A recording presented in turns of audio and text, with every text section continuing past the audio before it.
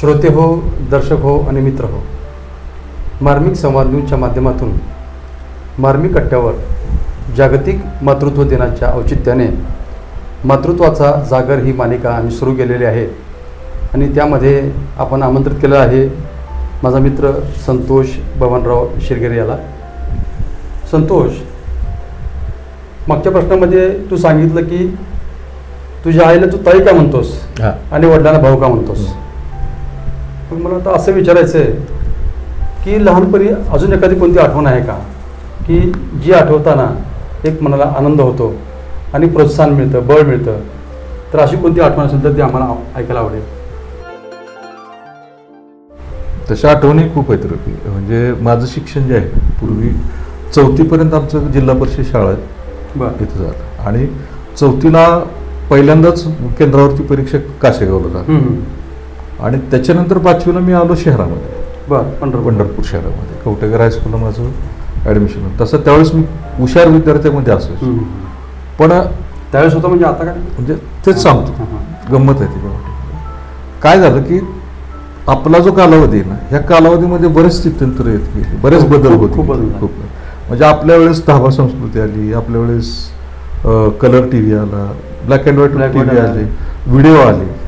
मग 6वी नंतर काय झालं, 6वी 7वी नंतर आमचा काय असा ग्रुप झाला काय गावाकडचा आणि ते, तर त्यावेळेस व्हिडिओ बघायचे जास्त फॅड होतं आणि नाममात्र म्हणजे किती असायचं, 50 पैसे 1 रुपये, 50 पैशाचं खाली लोळून वगैरे असायचं आणि वरती 1 रुपये वगैरे असं बसून असायचं. आणि त्या कालावधीमध्ये काय व्हायचं की मग हळूहळू आमचं शाळेकडचं थोडंसं दुर्लक्ष व्हायचं. दुर्लक्ष म्हणण्यापेक्षा कमीच, आणि पिक्चर बघायला जास्त जायचं. दिवसातून 3-3 पिक्चर बघायचे. बरं. आणि पिक्चर असे बघायचे की 12 वाजता गेलं किंवा सकाळी 7वीपर्यंत सकाळी शाळा होती, पण खरा नाद लागला 6वी 7वी नंतर आणि शाळा उडवायची आणि पिक्चरला जायचं आणि पिक्चरला 2-2 पिक्चर बघायचे. मग डोळे जाम हे असायचे आणि मग ते पिक्चर बघायचे. आणि गंमत अशी झाली की आत्तासारखे काही माध्यमं नव्हती, म्हणजे दूरध्वनी असेल, लगेच घरी निरोप जायला असेल वगैरे, कारण मी ग्रामीण भागात. वडील जरी माझ्या ऑफिसला असले, महसूल खात्यात असले, तरी त्यांचं आणि त्यांचं ह्याच्यात रममान असेल काम. आणि हे ना, नंतर कसं झालं की काही शिक्षक होते ते माझ्या वडिलांचे चांगले मित्र होते. मग त्याने आवर्जून मित्रांना पाठवलं घरी, अरे हा काय भानगड आहे, शाळेला येत नाही, काय नाही.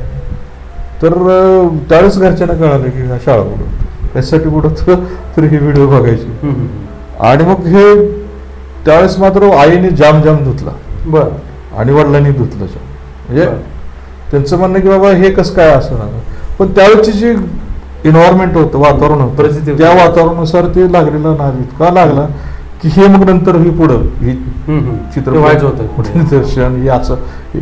आणि नंतर काय व्हायला लागलं माहिती आहे का, आईने मग ते, आणि आम्ही पायी यायचो चालत, तसं 3-4 किलोमीटरचं अंतर, वाहनं पण खूप कमी असायची. आणि त्यावेळेस काय व्हायचं, मग पायी यायचो.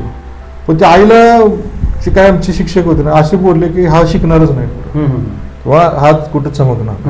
मग तिला खूप वाईट वाटलं. मग तिने लिटरली तुला सांगतो एक डायरी केली आणि त्याच्यात घरून निघतानाचं टायमिंग आणि इथे शाळेत शिक्षकाची अशी डायरी करायची. काही दिवस तर ती माझ्यासोबत पण यायला लागली. म्हणजे आपण म्हणतो ना आपण म्हणतो ना हल्लीचे माता किंवा हल्लीच्या आई खूप जागरूक आहेत. त्यावेळेस आमची आई त्यावेळेस जागरूक, तिला वाटायचं असं आहे. तरी म्हणजे ते नाद लागलेला होता. मग ते नाद ते मला अजून कधी कधी आठवलं ना, इतकं त्या काळात माझ्या आईने केलं, माझ्या ताईने केलं माझ्यासाठी.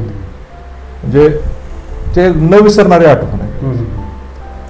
म्हणजे आईसाठी प्रत्येक मुलगा हा तितकाच महत्त्वाचा असतो. परंतु मुलाला कोणी जर वाईट बोललं तर ते बाकीच्यांना जिव्हायला लागत नाही, पण आईला खूप जिव्हायला लागतं. आणि त्या मुलामध्ये सुधारणा व्हावी म्हणून आई कसा प्रयत्न करते त्याचं उदाहरण संतोषने आता दिलं. धन्यवाद.